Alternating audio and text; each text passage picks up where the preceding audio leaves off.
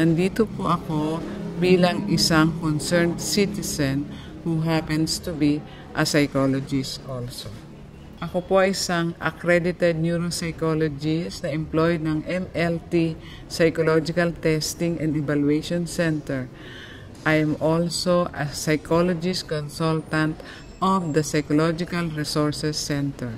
Melancholia or deep depression. Ang nagtitrigger talaga ng depression niya, hindi yung nangyayari sa objective reality. Nasa utak na niya yung pattern of depression. Pag madali kang ma-depress, magkukwit ka kagad. Wala kang perseverance to fight the conflict or whatever problem is at hand. Ang peak end ng deep depression is suicidal tendency.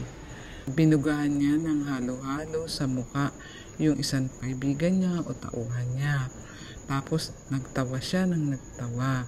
Yun ay abnormal, uncivilized, inhuman, at sadistic. Noynoy is a kind of person who has been dependent since childhood. In fact, if he would become the president, ang magro-rule si Mar Rojas at ang mga taong kinauutangan niya ng loob. Sa lahat po ng candidate, siya po ang walang kakayahan. Hindi siya magiging productive. Kinokontrol na siya ng kanyang disorder, ng kanyang depression. Unless may psychiatric help siya, pero kahit na siya nagte-therapy session, wala siyang full control.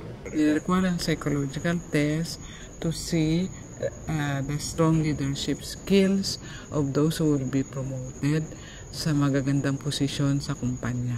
Psychological test, oo, tsaka psychiatric test, kailangan. Dahil ang maging presidente ay napaka-delikadong posisyon ng bansa.